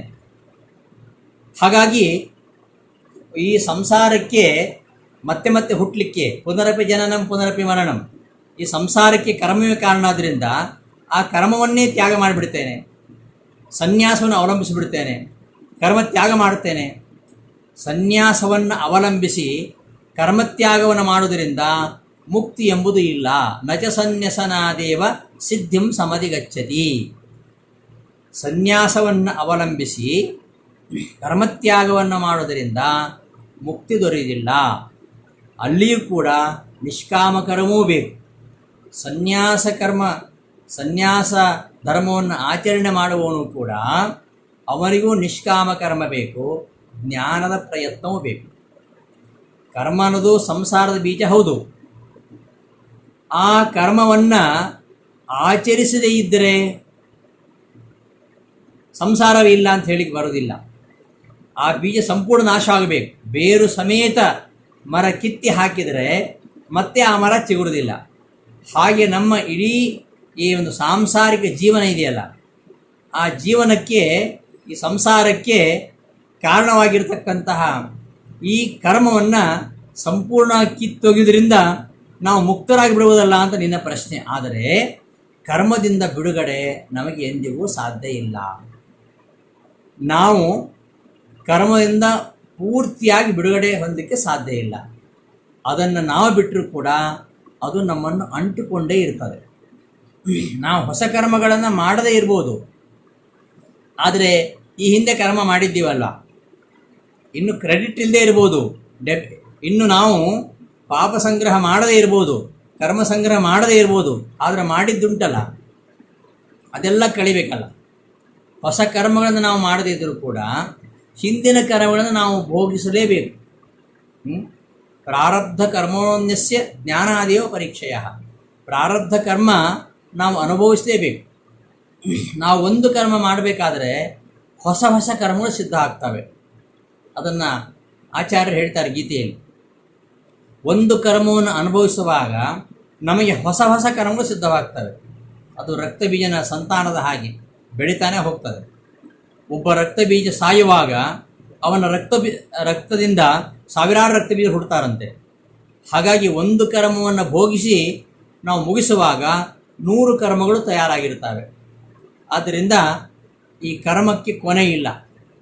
ಕರ್ಮವನ್ನು ತ್ಯಾಗ ಮಾಡಿ ಸಂಸಾರದ ಬೇರನ್ನೇ ನಾನು ಕಿತ್ತೊಗಿತೇನೆ ಅಂತ ಆಲೋಚನೆ ಮಾಡೋದು ಹುಚ್ಚು ಕಲ್ಪನೆ. ಅಲ್ಲದೆ ಕರ್ಮಗಳನ್ನು ಮಾಡದೆ ಸುಮ್ಮನೆ ಇರಲಿಕ್ಕೂ ಸಾಧ್ಯ ಇಲ್ಲ. ನಹಿ ಕಶ್ಚಿತ್ ಜಾತು ತಿಷ್ಠದ ಕರ್ಮಗಳು. ಯಾವುದೇ ಕರ್ಮವನ್ನು ಮಾಡದೆ ನಮಗಿರ್ಲಿಕ್ಕೆ ಸಾಧ್ಯನೇ ಇಲ್ಲ. ನಾವು ನಿರಂತರ ಏನಾದರೂ ಕರ್ಮ ಮಾಡ್ತಾನೆ ಇರ್ತೇವೆ, ಉಸಿರಾಡ್ತೇವೆ. ಉಸಿರಾಡು ಕೂಡ ಒಂದು ಕಾರ್ಯವೇ. ಅದರಿಂದಲೂ ಅನೇಕ ಹಿಂಸೆ ನಡೀತವೆ. ನಾವು ಮಾಡುವ ಪ್ರತಿಯೊಂದು ಕರ್ಮಗಳಿಂದಲೂ ಕೂಡ ನಮಗೆ ಅರಿಯದಂತೆ ಹಿಂಸೆಗಳು ನಡೀತವೆ. ಆ ಎಲ್ಲ ಕರ್ಮ ನಮ್ಮ ಪಾಪಲೇಪಕ್ಕೆ ಕಾರಣ ಆಗಿ ಆಗ್ತವೆ. ಆದ್ದರಿಂದ ಕರ್ಮವನ್ನೇ ಪೂರ್ತಿ ಬಿಡಲಿಕ್ಕೆ ಸಾಧ್ಯನಾ? ಅದು ಕರ್ಮವನ್ನು ಪೂರ್ತಿ ತ್ಯಜಿಸ್ತೇನೆ ಅನ್ನೋದು ಅದು ಅವ್ಯಾವಹಾರಿಕ ಆಗುತ್ತೆ. ಎಲ್ಲ ಸಾಂಸಾರಿಕ ಕರ್ಮಗಳನ್ನು ತೊರೆದು ಅರಣ್ಯದಲ್ಲಿ ಹೋಗಿ ತಪಸ್ಸು ಮಾಡಿದ ಕುಳಿತು ಮಾತ್ರಕ್ಕೆ ಸಿದ್ಧಿ ಆಗುವುದಿಲ್ಲ. ಅವನ ಮನಸ್ಸಿನೊಳಗೆ ಅನೇಕ ದೋಷಗಳನ್ನು ತುಂಬಿಟ್ಟುಕೊಂಡು ಅವ ಕಾಡಿನಲ್ಲಿ ಮಾಡೋದಾದರೂ ಏನು? ದಾಂತಸ್ಯ ಕಿಮರಣ್ಯೇನ ತಥಾ ಅದಾಂತಸ್ಯ ಭಾರತ ಅಂತ ಮಹಾಭಾರತದಲ್ಲಿ ಶಾಂತಿಪುರದಲ್ಲಿ ಮುಂದೊಂದು ಮಾತು ಬರುತ್ತೆ. ಮನೋನಿಗ್ರಹ ಇದ್ದವನಿಗೆ ಅರಣ್ಯ ಯಾಕೆ? ಮನೋನಿಗ್ರಹವಿಲ್ಲದವನಿಗೂ ಅರಣ್ಯ ಯಾಕೆ? ಅವನಿರ್ತಕ್ಕಂಥ ಮನೆ ಅವನಿಗೆ ಆಶ್ರಮ, ಮನೋನಿಗ್ರಹ ಇದ್ದರೆ. ಮನೋನಿಗ್ರಹ ಇಲ್ಲ ಅಂತಾದರೆ ಅವನು ಅರಣ್ಯದಲ್ಲಿ ಹೋಗಿ ಆದರೂ ಏನು ಮಾಡೋದು? ಅದರಿಂದ ಕರ್ಮತ್ಯಾಗದ ಲಕ್ಷ್ಯ ಕೊಡೋದಕ್ಕಿಂತ ಮನೋನಿಗ್ರಹದ ಕಡೆಗೆ ನಾವು ಲಕ್ಷ್ಯವನ್ನು ಕೊಡಬೇಕು. ಈ ಮನೋನಿಗ್ರಹವನ್ನು ಪಡಿಬೇಕಾದರೆ, ಮನೋನಿಗ್ರಹ ಆಗಬೇಕಾದರೆ ಕರ್ಮ ಅನ್ನೋದು ಅವಶ್ಯಕ. ಕರ್ಮವನ್ನು ಆಚರಣೆ ಮಾಡುವ ಮೂಲಕವಾಗಿ ನಮ್ಮ ಮನಸ್ಸನ್ನು ಹತೋಟಿಗೆ ಇಟ್ಕೊಳ್ಬೇಕು. ಇಲ್ಲದೆ ಹೋದರೆ ನಾವು ಮನೋನಿಗ್ರಹ ಮಾಡಲಿಕ್ಕೆ ಸಾಧ್ಯ ಇಲ್ಲ. ರಾಗದ್ವೇಷಗಳನ್ನು ತುಂಬಿಕೊಂಡು, ಮನಸ್ಸಿನಲ್ಲಿ ರಾಗದ್ವೇಷಗಳನ್ನು ತುಂಬಿಕೊಂಡು ಯಾವುದೇ ಕರ್ಮವನ್ನು ಮಾಡದೆ ನಾನು ಸಾಧನೆ ಮಾಡ್ತೇನೆ ಅಂದರೆ ಅದು ಖಂಡಿತ ಸಾಧ್ಯ ಇಲ್ಲ. ಅದರಿಂದ ಸರ್ವಾತ್ಮನ ಪ್ರತಿಯೊಬ್ಬನಿಯೂ ಕರ್ಮ ಅನಿವಾರ್ಯ. ಕರ್ಮೇಂದ್ರಿಯಾಣಿ ಸಂಯಮ್ಯ ಯಾಸ್ತೆ ಮನಸಾ ಸ್ಮರನ್ ಇಂದ್ರಿಯಾರ್ಥಾನ್ ವಿಮೂಢಾತ್ಮ ಮಿಥ್ಯಾಚಾರಸ್ಸ ಉಚ್ಯತೆ. ಪ್ರತಿಯೊಬ್ಬನೂ ಕರ್ಮ ಮಾಡಲೇಬೇಕು. ಕರ್ಮ ಮಾಡದೇ ಇರ್ತೇನೆ ಅಂದರೆ ಅದು ಸಾಧ್ಯ ಇಲ್ಲ, ಅದು ಮಿಥ್ಯಾಚಾರ ಅಷ್ಟೇ. ಅದರಿಂದ ಕರ್ಮಾಚರಣೆ ಮಾಡದೇ ಇರಲಿಕ್ಕೆ ಸಾಧ್ಯ ಇಲ್ಲ. ಯಾವ ಕರ್ಮವನ್ನು ಮಾಡದೇ ಇದ್ದರೆ ನಮಗೆ ಸಂಸಾರ ನಿವೃತ್ತಿ ಆಗತ್ತೆ, ಅದು ಸಾಧ್ಯವೇ ಇಲ್ಲ. ಈ ಎಲ್ಲ ವಿಚಾರವನ್ನು 3ನೇ ಅಧ್ಯಾಯದಲ್ಲಿ ಹೇಳ್ತಾನೆ. ಈಗ ನೋಡಿ, ನಮಗೆ ಜೀವಿಸಲಿಕ್ಕೆ ಆಹಾರ ಬೇಕು. ಆಹಾರ ಇಲ್ಲದೆ ಜೀವಿಸಲಿಕ್ಕೆ ಸಾಧ್ಯವೇ ಇಲ್ಲ. ನಾವು ಜೀವಿಸಲಿಕ್ಕೆ ಏನಾದರೂ ಆಹಾರ ಸ್ವೀಕಾರ ಮಾಡಲೇಬೇಕು. ಆಹಾರ ಸ್ವೀಕಾರ ಮಾಡಿದರೆ ಆಹಾರದಿಂದ ನನಗೆ ಅದರ ಪರಿಣಾಮವಾಗಿ ಏನೇನು ಕಾಯಿಲೆ ಬರುತ್ತೆ ಅಂಥೇಳಿ ಆಹಾರ ಸ್ವೀಕಾರ ಮಾಡದೆ ಹೋದರೆ ಈ ದೇಹ ಧಾರಣ ಆಗುವುದಿಲ್ಲ. ಅಥವಾ ಯಾವುದೇ ಕೆಟ್ಟ ಆಹಾರ ಸ್ವೀಕಾರ ಮಾಡಿದರೆ ಶರೀರ ಕೆಟ್ಟು ಹೋಗುತ್ತೆ ಎಂಬ ಕಾರಣಕ್ಕೆ ಆಹಾರವನ್ನು ಸ್ವೀಕಾರ ಮಾಡದೆ ಹೋದರೆ ನಮ್ಮ ಶರೀರವೇ ನಾಶವಾಗುತ್ತದೆ. ಆದ್ದರಿಂದ ಈ ಶರೀರ ಧಾರಣೆ ಮಾಡಬೇಕಾದ್ರೆ ಉತ್ತಮವಾಗಿರತಕ್ಕಂತಹ ಆಹಾರವನ್ನು ಸ್ವೀಕಾರ ಮಾಡಿ ನಾವು ಹೇಗೆ ಶರೀರವನ್ನು ಪೋಷಣೆ ಮಾಡ್ತೇವೆಯೋ ಹಾಗೆಯೇ ಕರ್ಮಗಳಿಂದ ಸಂಸಾರ ಬಂಧ ಆಗತ್ತೆ ಎಂಬ ಕಾರಣಕ್ಕೆ ಕರ್ಮವನ್ನೇ ತೀರಿಸುವುದಲ್ಲ, ಕೆಟ್ಟ ಕರ್ಮಗಳಿಂದ ಮಾತ್ರ ಅನರ್ಥ ಆಗತ್ತೆ. ಆದ್ದರಿಂದ ಉತ್ತಮ ಭಾವನೆಯಿಂದ ನಾವು ಸತ್ಕರ್ಮಗಳನ್ನು ಆಚರಿಸಿದರೆ ನಮಗೆ ಯಾವ ಕೆಡುಕು ಆಗುವುದಿಲ್ಲ. ಅಂತಹ ಕರ್ಮವು ಮುಕ್ತಿಗೆ ವಿರೋಧಿಯಾಗಲಿ ಅಥವಾ ಬಂಧಕವಾಗಲಿ ಆಗಲಿಕ್ಕೆ ಸಾಧ್ಯ ಇಲ್ಲ. ಆದ್ದರಿಂದ ಆಹಾರ ಒಳ್ಳೆಯದು ಯಾವುದು ಕೆಟ್ಟದ್ದು ಯಾವುದು ಅಂತ ಪರಾಮರ್ಶೆ ಮಾಡಿ ಒಳ್ಳೆಯ ಆಹಾರವನ್ನು ಸ್ವೀಕಾರ ಮಾಡುವ ರೀತಿಯಲ್ಲಿ ಇಡೀ ಕರ್ಮವನ್ನೇ ನಾವು ತೊರೆಯದೆ ಕರ್ಮಗಳನ್ನು ಪ್ರತ್ಯೇಕಿಸಿ ಯಾವುದು ಕರ್ಮ ನನಗೆ ಮಾಡಲಿಕ್ಕೆ ಹಿತವಾಗಿರುವಂಥದ್ದು, ಯಾವುದು ಅದು ಅಹಿತ ಎಂಬುದನ್ನು ವಿಮರ್ಶಿಸಿ ಅಂತಹ ಒಳ್ಳೆಯ ಕರ್ಮವನ್ನು ಆಚರಿಸುವುದೆಂದರೆ ಆತ್ಮನ ಪೋಷಣೆ ಆಗಲಿಕ್ಕೆ ಸಾಧ್ಯ. ಆದ್ದರಿಂದ ಈ ಕರ್ಮ ಅನ್ನೋದು ನಮ್ಮನ್ನು ಸಂಸಾರದಲ್ಲಿ ಬಂಧಿಸಲೂಬಹುದು, ನಮ್ಮನ್ನು ಬಿಡುಗಡೆಗೊಳಿಸಲೂಬಹುದು. ಅದು ಹೇಗೆಂದರೆ ಈ ಬೀಗದ ಕೈ ಇದ್ದ ಹಾಗೆ. ಬೀಗದ ಕೈ ಒಂದು ಕಡೆ ತಿರುಗಿಸಿದರೆ ಅದು ತೆರೆದುಕೊಳ್ತದೆ, ಇನ್ನೊಂದು ಕಡೆ ತಿರುಗಿಸಿದರೆ ಅದು ಮುಚ್ಚಿಕೊಳ್ತದೆ. ಹೇಗೋ ಆ ಬೀಗದ ಕೈಯಿಂದ ಹೇಗೆ ಆ ಬೀಗವನ್ನು ತೆರೆಯಲೂಬಹುದು ಹಾಗೂ ಬಂಧಿಸಬಹುದು, ಹಾಗೆ ಕರ್ಮ ಬಂಧಕವೂ ಆಗತ್ತೆ, ಅದು ಮೋಚಕವೂ ಆಗತ್ತೆ. ಅದು ಮಾಡುವ ದೃಷ್ಟಿಯನ್ನು ಅವಲಂಬಿಸಿಕೊಂಡಿರುತ್ತೆ. ಆದ್ದರಿಂದ ಕರ್ಮಗಳಲ್ಲಿ ಯಾವುದು ಬಂಧಕ ಎಂಬುದನ್ನು ನಾವು ಅರಿತುಕೊಳ್ಳಬೇಕು. ಯಾವುದು ಕರ್ಮ, ಯಾವುದು ಅಕರ್ಮ, ಯಾವುದು ವಿಕರ್ಮ ಅದೆಲ್ಲವನ್ನು ಕೂಡ ವಿವೇಚನೆ ಮಾಡಬೇಕು. ಕಿಂ ಕರ್ಮ ಕಿಮಕರ್ಮೇತಿ ಕವಯೋಪ್ಯತ್ರ ಮೋಹಿತಾಹ. ಯಾವುದು ನಾವು ಮಾಡಬೇಕಾಗಿರ್ತಕ್ಕಂಥ ಕರ್ಮ, ಯಾವುದು ಕರ್ಮ ಅಲ್ಲ, ಯಾವುದು ಅಕರ್ಮ, ಯಾವುದು ವಿಕರ್ಮ, ಇದನ್ನು ಜ್ಞಾನಿಗಳು ಕೂಡ ತಿಳಿದರೂ ವಿಫಲರಾಗಿದ್ದಾರೆ ಎಂಬ ಮಾತನ್ನು ಕೃಷ್ಣ ಹೇಳ್ತಾನೆ. ಆದ್ದರಿಂದ ನಮ್ಮನ್ನು ಈ ಮತ್ತೆ ಮತ್ತೆ ಸಂಸಾರದ ಕಡೆಗೆ ಕರೆದುಕೊಂಡು ಹೋಗದೆ ಪರಮಾತ್ಮನ ಕಡೆಗೆ ಯಾವ ಕರ್ಮ ನಮ್ಮನ್ನು ಒಯ್ಬೋದೋ ಅಂತಹ ಸತ್ಕರ್ಮವನ್ನು ಆಚರಿಸಿಕೊಂಡು ಅದರಂತೆ ನಡೆಯುವುದರಿಂದ ಜೀವನದಲ್ಲಿ ಯಶಸ್ಸನ್ನು ಪಡೆಯಲಿಕ್ಕೆ ಸಾಧ್ಯ ಇದೆ. ಯಜ್ಞಾರ್ಥಾತ್ ಕರ್ಮೋನ್ಯತ್ರ ಲೋಕೋಯಂ ಕರ್ಮಬಂಧನ. ಈ ನಾವು ಮಾಡತಕ್ಕಂತಹ ಕರ್ಮ ಅದು ಯಜ್ಞ ರೂಪ ಆಗಬೇಕು. ಪರಮಾತ್ಮನ ಉದ್ದೇಶದಿಂದ, ಪರಮಾತ್ಮನಿಗಾಗಿ ತ್ಯಾಗಪೂರ್ವಕವಾಗಿ ಅವನ ಉದ್ದೇಶದಿಂದ ಮಾಡತಕ್ಕಂತಹ ಕರ್ಮ ಅದು ಬಂಧಕ ಆಗುವುದಿಲ್ಲ. ಸ್ವಾರ್ಥದ ಉದ್ದೇಶದಿಂದ ಮಾಡತಕ್ಕಂತಹ ಕಾರ್ಯ ಮತ್ತೆ ಮತ್ತೆ ನಮ್ಮನ್ನು ಸಂಸಾರದಲ್ಲಿ ಬಿಗಿತದೆ. ಭಗವಂತನ ಪೂಜಾರೂಪವಾಗಿ ನಾವು ಕರ್ಮಗಳನ್ನು ಮಾಡಿಕೊಂಡ್ರೆ ಅವೇ ನಮ್ಮ ಪ್ರಗತಿಗೆ ಕಾರಣವಾಗತ್ತೆ ಅಂತ ಅಲ್ಲಿ ಅನೇಕ ಯಜ್ಞಗಳನ್ನು, ನಾನಾ ಯಜ್ಞಗಳನ್ನು ನಿರೂಪಿಸ್ತಾನೆ. ಈ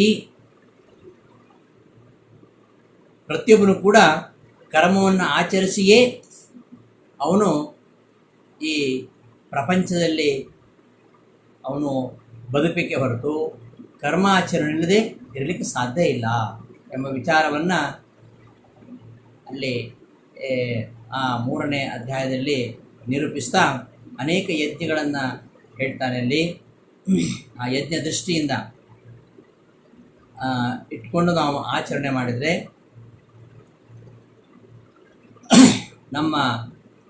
ನಾವು ಆಚರಿಸ್ತಕ್ಕಂಥ ಕರ್ಮ ಅದು ಬಂಧಕ ಆಗೋದಿಲ್ಲ ಅಂಥೇಳಿ ಮುಂದೆ ತನ್ನ ಅವತಾರದ ಉದ್ದೇಶವನ್ನು ಹೇಳ್ತಾನೆ 4ನೇ ಅಧ್ಯಾಯದಲ್ಲಿ. ಇಮಂ ವೈವಸ್ವತೆ ಯೋಗಂ ಪ್ರೋಕ್ತವಾನ್ ಹಮವಯಂ ವಿವಸ್ವಾನ್ ಮನವೇ ಪ್ರಾಹ ಮನುರಿಕ್ಷ್ವಾಕ ವೈ ಬ್ರವೀತ್ ಎಂಬುದಾಗಿ ಹೇಳ್ತಾ ಪರಮಾತ್ಮ ಈ ಭೂಮಿಯಲ್ಲಿ ಯಾಕೆ ಅವತರಿಸ್ತಾನೆ ಅಂದರೆ ಅವನು ಯದಾ ಯದಾ ಹಿ ಧರ್ಮಸ್ಯ ಗ್ಲಾನಿರ್ಭವತಿ ಭಾರತ ಅಭ್ಯುತ್ಥಾನಮಧರ್ಮಸ್ಯ ತದಾತ್ಮಾನಂ ಸೃಜಾಮ್ಯಹಂ ಎಂಬುದಾಗಿ ಕೃಷ್ಣ ನಿರೂಪಣೆ ಮಾಡ್ತಾ ಪರಮಾತ್ಮ ಈ ದುಷ್ಟರ ನಿಗ್ರಹಕ್ಕೋಸ್ಕರವಾಗಿ ಸಜ್ಜನ ರಕ್ಷಣೆಗೋಸ್ಕರವಾಗಿ ಧರ್ಮದ ಸಂರಕ್ಷಣೆಗೋಸ್ಕರವಾಗಿ ಅವ ಯುಗಗಳಲ್ಲಿ ಅವತಾರ ಮಾಡ್ತಾನೆ ಎಂಬ ವಿಚಾರವನ್ನು ಹೇಳ್ತಾ ಅಂತಹ ಪರಮಾತ್ಮನನ್ನು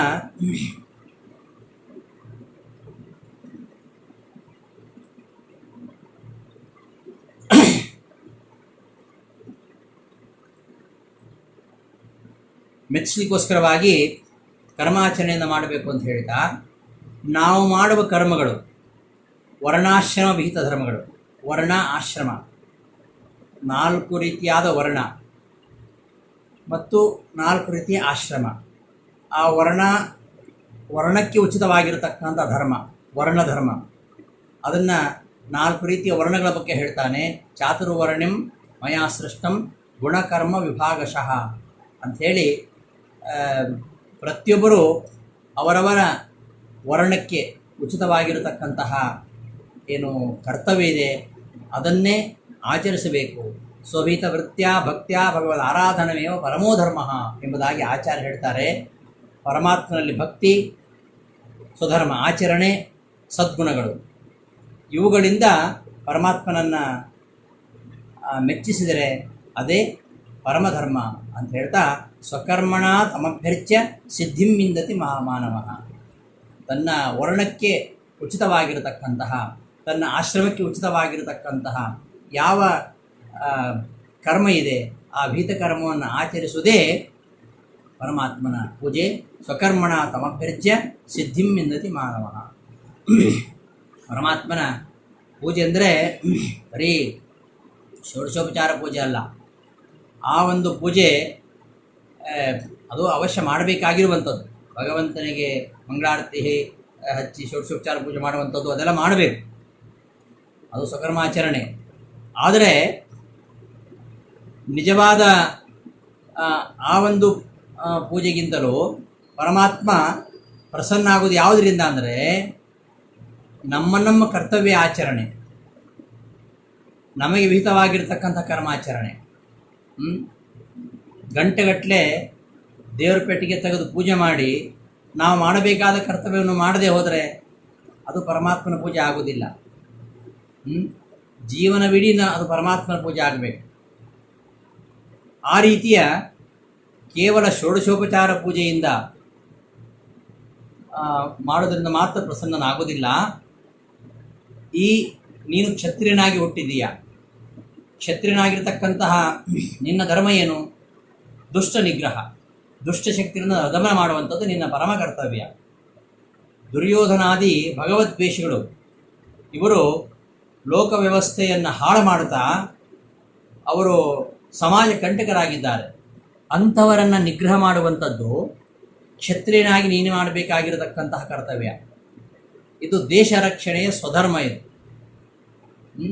ಆದ್ದರಿಂದ ಈ ದೇಶ ರಕ್ಷಣೆಯ ಸ್ವಧರ್ಮವನ್ನು ಆಚರಿಸುವ ಕರ್ಮಯೋಗಿ ನೀನು. ಅವಶ್ಯವಾಗಿ ನೀನು ಅದನ್ನು ಆಚರಿಸಬೇಕೆ ಹೊರತು ಯುದ್ಧಕ್ಕಿಂತ ಬೇರೆ ಆಗಿರತಕ್ಕಂತಹ ಕಾರ್ಯವನ್ನು ನೀನು ಮಾಡೋದಲ್ಲ. ಆದ್ದರಿಂದ ಪ್ರತಿಯೊಬ್ಬ ಅವ ಯಾವನೇ ಆಗಿರಲಿ ಭಕ್ತಿ ಹಾಗೂ ಕರ್ಮಾನುಷ್ಠಾನಗಳಲ್ಲಿ ಪ್ರತಿಯೊಬ್ಬರಲ್ಲಿ ಒಂದು ತಾರತಮ್ಯ ಇದೆ, ವ್ಯತ್ಯಾಸ ಇದೆ, ಭೇದ ಇದೆ. ಪ್ರತಿಯೊಬ್ಬರೂ ಅವರವರ ಸ್ವಭಾವ, ಅವರವರ ಗುಣ, ಅವರ ವ್ಯಕ್ತಿತ್ವಗಳ ಅನುಸಾರವಾಗಿ ಅವರು ಪರಮಾತ್ಮನ ಪೂಜಿಸಬೇಕು. ಪರಮಾತ್ಮ 4 ವರ್ಣಗಳನ್ನು ಸೃಷ್ಟಿ ಮಾಡಿದ್ದಾನೆ. ಚಾತುರ್ವರ್ಣ್ಯಂ ಮಯಾ ಸೃಷ್ಟಂ ಗುಣಕರ್ಮ ವಿಭಾಗಶಃ. ಈ ಗುಣಕರ್ಮ ವಿಭಾಗ, ಈ ವರ್ಣ ವಿಭಾಗ ಅದು ಗುಣಕರ್ಮಾನುಸಾರಿ ಆಗಿರುವಂಥದ್ದು. ಅದೇನೇ ಇರಲಿ, ಅದರ ಬಗ್ಗೆ ಬಹಳ ವಿವರವಾಗಿ ನಾವು ಪಾಠದಲ್ಲಿ ನೋಡಿದ್ದೇವೆ. ಆ 4 ವರ್ಣದವರು ಯಾರೇ ಆಗಿರಲಿ ತಮ್ಮ ತಮ್ಮ ವಿಹಿತವಾಗಿರ್ತಕ್ಕಂತಹ ವೃತ್ತಿ ಏನಿದೆ ಅದನ್ನು ಆಚರಿಸುವ ಮೂಲಕವಾಗಿ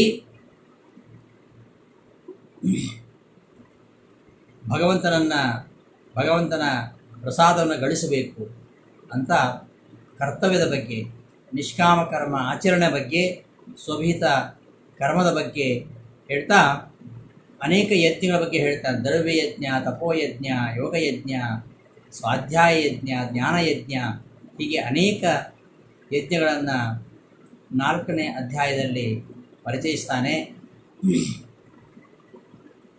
ಹೀಗೆ ನಾವು ಮಾಡೋ ಪ್ರತಿಯೊಂದು ಕಾರ್ಯವೂ ಕೂಡ ಅದು ಭಗವಂತನ ಯಜ್ಞ ಆಗತ್ತೆ. ಪ್ರಾತಃ ಪ್ರಭೃತಿ ಸಾಯಾಂತಂ ಸಾಯಾದಿ ಪ್ರಾತರಂ ತಥಾ, ಬೆಳಗಿಂದ ಆರಂಭಿಸಿ ಸಾಯಂಕಾಲವರೆಗೆ, ಸಾಯಂಕಾಲದಿಂದ ಆಮೇಲೆ ಬೆಳಗ್ಗೆವರೆಗೆ ಅದೆಲ್ಲವೂ ಪರಮಾತ್ಮನ ಪೂಜೆ ಆಗಲಿಕ್ಕೆ ಸಾಧ್ಯ ಇದೆ. ಆ ತರಹ ಆಚರಣೆ ಮಾಡಿದರೆ ನಮ್ಮ ಜೀವನವೇ ಒಂದು ಯಜ್ಞ ಆಗತ್ತೆ ಎಂಬ ವಿಚಾರವನ್ನು ಅಲ್ಲಿ ನಿರೂಪಣೆ ಮಾಡಿ ಮುಂದೆ ಸನ್ಯಾಸ ಮತ್ತು ಕರ್ಮಗಳ ಬಗ್ಗೆ 5ನೇ ಅಧ್ಯಾಯದಲ್ಲಿ ಸನ್ಯಾಸಂ ಕರ್ಮಣಾಂ ಕೃಷ್ಣ ಪುನರ್ಯೋಗಂಚ ಶಂಸಿಸಿ ಯಚ್ಛೇ ಯತಯೋರೇಕಂ ತನ್ಮೇ ಬ್ರೂಹಿ ಸುನಿಶ್ಚಿತಂ. ಮತ್ತೆ ಗೊಂದಲ ಅವನಿಗೆ. ಒಮ್ಮೆ ಹೇಳ್ತೀಯಾ ಸನ್ಯಾಸ ಶ್ರೇಷ್ಠ ಅಂತ ಹೇಳ್ತೀಯಾ, ಕರ್ಮಣಾಂ ಸನ್ಯಾಸ ಶ್ರೇಷ್ಠ ಅಂತ ಹೇಳ್ತೀಯಾ, ಕಾಮಕ್ರೋಧಾದಿ ಹೃದಯ ದೋಷವನ್ನು ಪರಿತ್ಯಜಿಸುವುದೇ ಸನ್ಯಾಸ, ಅದು ಶ್ರೇಷ್ಠ ಅಂತ ಹೇಳ್ತೀಯಾ. ಇನ್ನೊಂದು ಸಲ ಭಗವದರ್ಪಣ ಬುದ್ಧಿಯಿಂದ ಸ್ವಭಿತವಾಗಿರ್ತಕ್ಕಂತಹ ಕರ್ತವ್ಯನ ಆಚರಿಸಬೇಕು ಅಂತ ಹೇಳ್ತೀಯಾ. ಈ 2 ಸಂಗತಿಗಳನ್ನು ನೀನು ಹೇಳ್ತಾ ಇದರಲ್ಲಿ ಸನ್ಯಾಸ ಶ್ರೇಷ್ಠವೋ ಕರ್ಮ ಶ್ರೇಷ್ಠವೋ? ಕರ್ಮ ಅಂದರೆ ವರ್ಣಾಶ್ರಮಹಿತವಾಗಿರತಕ್ಕಂತಹ ಕರ್ಮವನ್ನು ಭಗವತ್ ಪ್ರೀತ್ಯರ್ಥವಾಗಿ ಆಚರಿಸುವಂಥದ್ದು, ಅದು ಶ್ರೇಷ್ಠ ಅಂತ ಹೇಳ್ತೀಯ. ಅದು ಕರ್ಮಣಾಂ ಸನ್ಯಾಸ, ಕರ್ಮಗಳ ಸನ್ಯಾಸ ಅಂದರೆ ನಿಷ್ಕಾಮ, ಯಾವುದೇ ಕಾಮ ರಾಗದ್ವೇಷಗಳಿಲ್ಲದೆ ಕರ್ಮವನ್ನು ಆಚರಿಸಬೇಕು ಅಂತ ಹೇಳ್ತೀಯ. ಹಾಗಾಗಿ ಸನ್ಯಾಸ ಮತ್ತು ಕರ್ಮಯೋಗ ಇವೆರಡೂ ಒಂದಕ್ಕೊಂದು ವಿರುದ್ಧವೇ ಅಲ್ಲ, ಯಾವುದನ್ನು ನಾನು ಆಯ್ಕೆ ಮಾಡಲಿ ಅಂತ ಪುನಃ ಅವನಿಗೆ ಗೊಂದಲ ಬಂದಾಗ, ಸನ್ಯಾಸ ಕರ್ಮಯೋಗ ಇವೆರಡು ಬೇರೆ ಬೇರೆ ಅಲ್ಲ, ಇವೆರಡು ಪರಸ್ಪರ ವಿರೋಧಿಗಳಲ್ಲ, ಇವೆರಡೂ ಪೂರಕವಾಗಿವೆ ಅಂತ ಸನ್ಯಾಸ ಮತ್ತು ಕರ್ಮಯೋಗ ಇವುಗಳ ವಿಚಾರವನ್ನು 5ನೇ ಅಧ್ಯಾಯದಲ್ಲಿ ಬಹಳ ವಿವರವಾಗಿ ಹೇಳ್ತಾ, ಕರ್ಮಯೋಗಿಯಾದವನು ಹೇಗೆ ನಿರ್ಲಿಪ್ತನಾಗಿರ್ತಾನೆ, ಅವನು ರಾಗದ್ವೇಷಾದಿಗಳನ್ನು ತ್ಯಾಗ ಮಾಡುವ ಮೂಲಕವಾಗಿ ನಿಷ್ಕಾಮ ಕರ್ಮಾಚರಣೆಯನ್ನು ಮಾಡ್ತಾ ಅವೆರಡನ್ನು ರಾಗದ್ವೇಷ ಪರಿತ್ಯಾಗ ರೂಪವಾಗಿರ್ತಕ್ಕಂಥ ಸನ್ಯಾಸ, ನಿಷ್ಕಾಮ ಕರ್ಮಾಚರಣೆ ರೂಪವಾಗಿರ್ತಕ್ಕಂಥ ಕರ್ಮಯೋಗ, ಹೀಗೆ ಸನ್ಯಾಸ ಮತ್ತು ಕರ್ಮಯೋಗ ಎರಡು ಪರಸ್ಪರ ಪೂರಕ, ಒಬ್ಬರೇ ಅವೆರಡನ್ನು ಒಟ್ಟಿಗೆ ಮಾಡಲಿಕ್ಕಾಗತ್ತೆ ಎಂಬುದನ್ನು ಅಲ್ಲಿ ನಿರೂಪಣೆ ಮಾಡ್ತಾ, ರಾಗದ್ವೇಷಾದಿ ತ್ಯಾಗ ರೂಪವಾಗಿರ್ತಕ್ಕಂಥ ಸನ್ಯಾಸ, ನಿಷ್ಕಾಮ ಕರ್ಮಾಚರಣೆ ರೂಪವಾಗಿರ್ತಕ್ಕಂಥ ಕರ್ಮಯೋಗ ಇವೆರಡನ್ನೂ ಕೂಡ ಯಾವನು ಅಳವಡಿಸ್ಕೊಳ್ತಾನೋ ಅಂತಹ ಕರ್ಮಯೋಗಿ ಅವ ಪ್ರತಿಯೊಂದು ಆಚರಣೆಯಲ್ಲಿಯೂ ಕೂಡ ಅವನು ಅದನ್ನು ಕೃಷ್ಣಾರ್ಪಣ ದೃಷ್ಟಿಯಿಂದ ನಾನು ಏನೇ ಮಾಡಲಿ ಅದೆಲ್ಲವನ್ನು ಕೂಡ ಪರಮಾತ್ಮನಿಗೆ ಸಮರ್ಪಿಸುವಂಥದ್ದು. ಆ ರೀತಿಯಲ್ಲಿ ಭಗವದ್ ಅರ್ಪಣ ಬುದ್ಧಿಯಿಂದ ರಾಗದ್ವೇಷಾದಿ ರಹಿತನಾಗಿ ನಿಷ್ಕಾಮ ಕರ್ಮಾಚರಣೆಯನ್ನು ಮಾಡುವುದೇ ನಿಜವಾದ ಕರ್ಮಯೋಗ ಅಂತ ಹೇಳ್ತಾ, ಯಾವುದೇ ಕರ್ಮಾಚರಣೆ ಮಾಡುವಾಗಲೂ ಕೂಡ ಅದರಲ್ಲಿ ಯಾವುದೇ ಒಂದು ಲೇಪ ಇರಬಾರ್ದು, ಯಾವುದೇ ಅದರಲ್ಲಿ ನಮಗೆ ಸ್ವಾರ್ಥ ಇರಬಾರ್ದು. ನಮ್ಮ ಪ್ರತಿಯೊಂದು ಚಟುವಟಿಕೆಗಳು ಕೂಡ ಇದೇ ಅನುಸಂಧಾನವೊಂದೇ ಇರಬೇಕು. ನಾವು ನಿತ್ಯ ಸಾಂಸಾರಿಕ ವ್ಯವಹಾರಗಳಲ್ಲಿ ಸಿಲುಕಿದರೂ ಕೂಡ ಯಾವುದಕ್ಕೆ ಅಂಟಿಕೊಳ್ಳದೆ ನಿರ್ಲಿಪ್ತನಾಗಿರಬೇಕು. ಪದ್ಮಪತ್ರ ಮಿವಾಂಬಸ ಅಂತ ಹೇಳ್ತಾನೆ. ಹೇಗೆ ನೀರಿನ ಮಧ್ಯದಲ್ಲಿರ್ತಕ್ಕಂತಹ ಕಮಲ, ಅದಕ್ಕೆ ಯಾವತ್ತೂ ನೀರಿನ ಲೇಪ ಇಲ್ಲ, ಹೇಗೋ ಹಾಗೆ ಕರ್ಮಯೋಗಿ ಇರಲಿಕ್ಕೆ ಸಾಧ್ಯ ಇದೆ ಎಂಬುದನ್ನು ಹೇಳ್ತಾ, ಅಂತಹ ರಾಗದ್ವೇಷ ತ್ಯಾಗರೂಪವಾಗಿರತಕ್ಕಂತಹ ಸನ್ಯಾಸ ಮತ್ತು ಭಗವದರ್ಪಣ ಬುದ್ಧಿಯಿಂದ ನಿಷ್ಕಾಮೆಯಿಂದ ಮಾಡತಕ್ಕಂತಹ ಕರ್ಮಯೋಗ, ಇಂತಹ ಕರ್ಮಯೋಗವನ್ನು ಆಚರಿಸ್ತಾ ಜ್ಞಾನ ಗಳಿಸಬೇಕು ಅಂತ ಹೇಳ್ತಾ ಜ್ಞಾನದ ಬಗ್ಗೆ ಹೇಳ್ತಾ ಹೋಗ್ತಾನೆ. ಅವ ಜ್ಞಾನಿ ಆದರೂ ಕೂಡ ಅವನಿಗೆ ಕರ್ಮಯೋಗ ಅನಿವಾರ್ಯ ಅಂತ ಅದನ್ನು 6ನೇ ಅಧ್ಯಾಯದಲ್ಲಿ ನಿರೂಪಿಸ್ತಾನೆ. ಮುಂದೆ ಹೀಗೆ 6 ಅಧ್ಯಾಯಗಳಲ್ಲಿ ಈ ಕರ್ತವ್ಯ ಆಚರಣೆ, ಕರ್ಮಯೋಗ, ಕರ್ಮಯೋಗ ಮತ್ತು ಜ್ಞಾನಯೋಗ ಇವುಗಳ ಒಂದು ಶ್ರೇಷ್ಠತೆ, ಇವೆರಡೂ ಪರಸ್ಪರ ವಿರೋಧಿಯಲ್ಲ, ಒಂದಕ್ಕೊಂದು ಪೂರಕ. ಇವೆರಡನ್ನು ಹೇಗೆ ಅಳವಡಿಸಿಕೊಳ್ಬೇಕು ಎಂಬ ವಿಚಾರವನ್ನು 6 ಅಧ್ಯಾಯಗಳಲ್ಲಿ ನಿರೂಪಿಸಿ, ಇಂತಹ ಸಾಧಕ ಭಗವಂತನನ್ನು ಒಲಿಸ್ಕೊಳ್ಬೇಕಾದ್ರೆ ಅದಕ್ಕೆ ಬೇಕಾಗಿರತಕ್ಕಂತಹ ಸಾಧನಗಳು ಯಾವ್ದ್ಯಾವುದು ಅಂತ 7ನೇ ಅಧ್ಯಾಯದಲ್ಲಿ ಹೇಳ್ತಾ, ಭಗವಂತನ ಭಕ್ತಿ, ಭಗವಂತನಲ್ಲಿ ಭಕ್ತಿ ಮತ್ತು ಭಗವಂತನ ಮಹಾತ್ಮ್ಯ ಜ್ಞಾನ ಇವುಗಳನ್ನು 7ರಿಂದ 12ನೇ ಅಧ್ಯಾಯದಲ್ಲಿ ನಿರೂಪಿಸಲಿಕ್ಕೆ ಹೊರಡ್ತಾನೆ.